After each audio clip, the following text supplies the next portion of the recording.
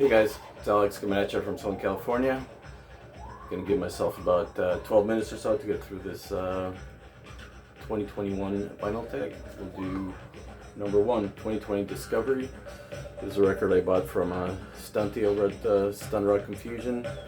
The artist is Jasmine Gouffand. It's from 2017. Beautiful die cut cover. It's electronic music from Australia, and as the cover would indicate, it's beautiful, minimal, and abstract music. Good stuff. Quarantine by. This is what's playing in the background right now. It's Toy Planet. This is the band, and it's Ermin Schmidt from Cannes on synths and keyboards, and Bruno Spirelli, Italian experimental player, playing the sax. Really good stuff. I think it's from like 1981, something like that. Good stuff. Album I want to find in 2021. There's several Don Cherry records that I'm still looking for. There's a record by Don Cherry called Orient that I've been looking for. It's a Japanese only release, and I've been looking for that for quite a while. Box sets. I only have a couple box sets, and they're both John Coltrane. So this is the Concert in Japan, and this is the original Japanese 3LP set. I got this really cheap, this year. It comes with a really nice booklet. Stick insert, and printed inner sleeves. One of the last live dates from Coltrane with Pharoah Sanders and Alex Coltrane and Rashida Lee. Just incredible. There's an abbreviated version on Impulse that has the sun on it. I think I've seen a lot of these. Great one there. Concept album. So I didn't, I don't know, for some reason I thought about this one, and I assumed that it had some kind of a sci-fi concept behind it, but reading a little bit more about it, it's got kind of a weird concept behind it. This is held in 4. The record's called Agnetha and Nielsen from like 75 or so. And so each track is called like Perspective 1, 2, and 3, and basically each track is supposed to, the concept is each track is like viewing the same event or same idea from different perspectives. So kind of a cool concept. Great stuff. Helden, if you don't know it, check it out. Change of direction. I love Scott Walker. So this is from I think 1984. Scott Walker.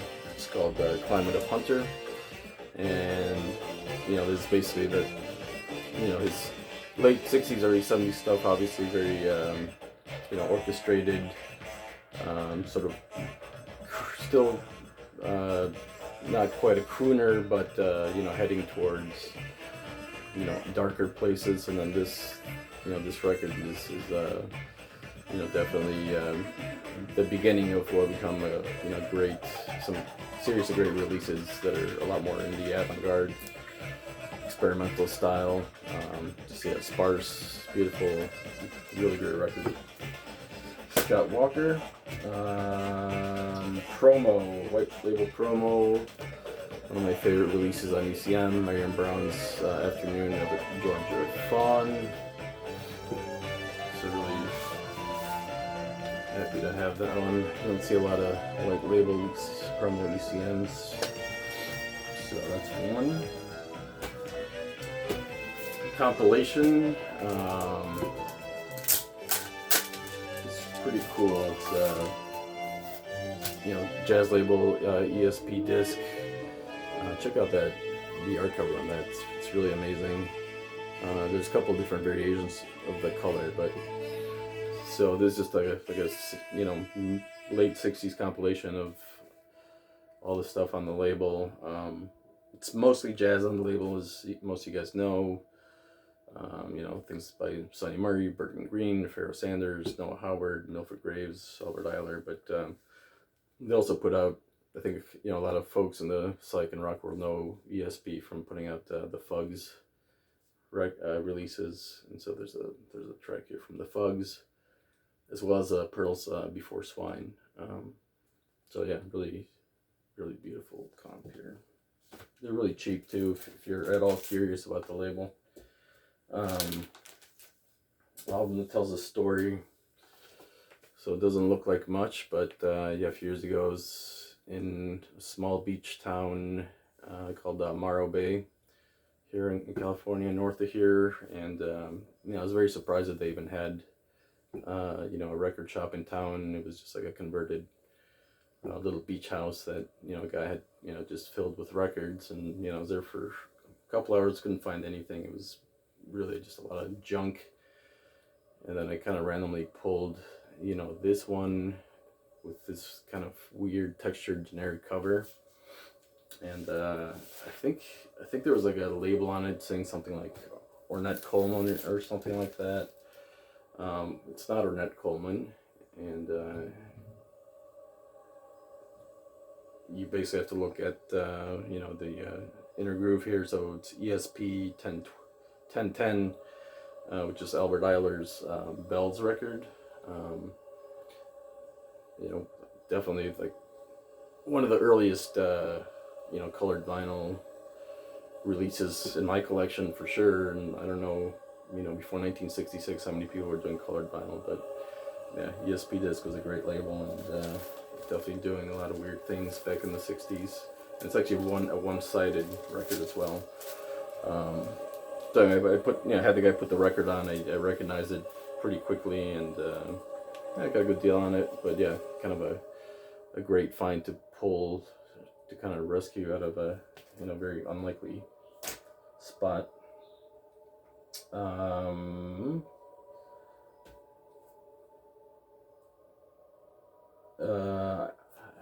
Album that needs to be on vinyl.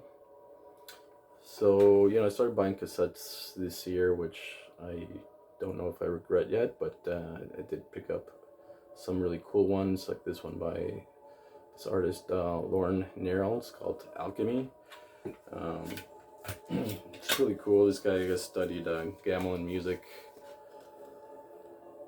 in Indonesia, and yes, kind of sounds like what you might imagine, you know, from this very interesting. It's from 1989, and yeah, just really cool sort of you know, world music. I haven't listened to it in a little while, but yeah, it'd be cool to hear that on see that on vinyl. It'd be nice. Common Record. I think everybody has this one, although, you know, when I was doing research for this, I saw that some people are now charging $20, $30, $40 for, you know, early pressings of this, which is kind of crazy. Not So Common album, and of a huge omission to my best finds of 2020 video, which I couldn't believe I forgot about this record. But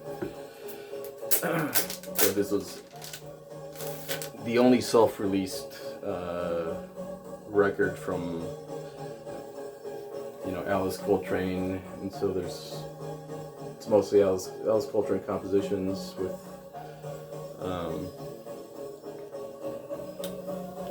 John, of course, as well. But like I said, yeah, most of the compositions are Alice Coltrane's compositions. Yeah, I think you know, this is later released on Impulse with the, you know, the big world cover on it. But yeah, there's this variant, and I think one with like a black and silver cover that I think Derek has shown before. But yeah, very cool to have like a, you know, very, very rare copy. I got this locally from Permanent Records early during quarantine. An EP. I don't know why this is listed as a 12-inch on Discogs, but you know, it's 6 songs, 6 great songs, and in my opinion, this is kind of a perfect EP. I love this record, one of the greatest of all time. ESG, girl group, love this one too. The Raincoats, I think most of you guys know this one. I think this is a UK press. Love that one.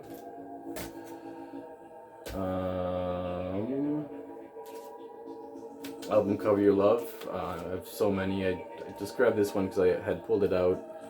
So I know Stunty had pulled it out to play a song for his Christmas video for Mazzy. And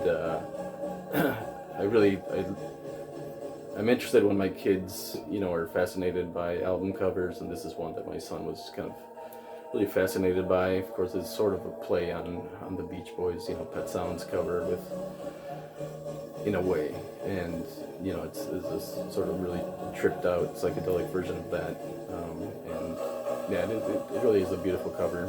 I love this one. Pan the Bear Person Pitch from 2007 or so.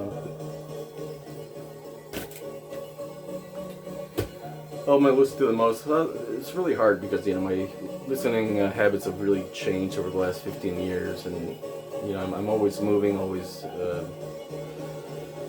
learning, always trying to find new music. It almost seems like I spend more time looking for new music than I do listening to, or repeatedly listening to things that I already have, which is it's good and bad. It does keep things interesting, but I forgot I had a beat up copy of this that I bought for my daughter. I showed in one of my other videos, but there's this CD that I but I borrowed, basically permanently borrowed from my dad when I was probably 12 years old, and so there's a good chance that I played that CD more than any other piece of music that I've ever owned, so why not? Can't go wrong with that. Need the OG. He's a great record by Michael O'Shea. I've talked about this before. Fantastic reissue here, but yeah, it's basically this Irish gentleman who kind of made his own electrified instrument. It's like a cross between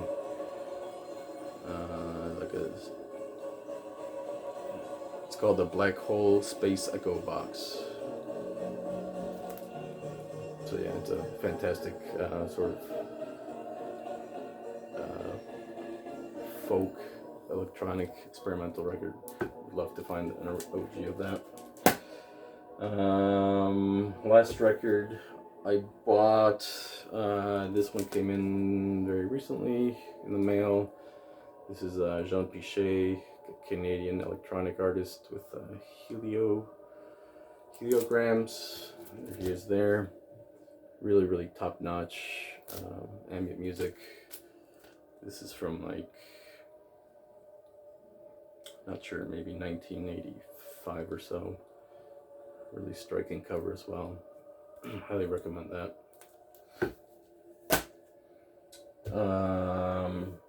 Album they don't get, pretty much anything by Albert Eiler.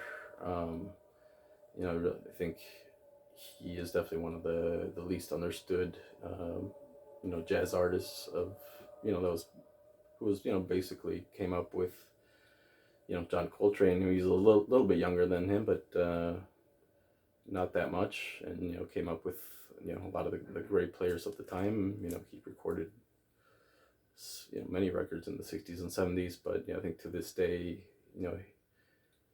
his tone is just so otherworldly that a lot of people are turned off. But yeah, he's one of my favorites. Just a really singular player, and just the fact that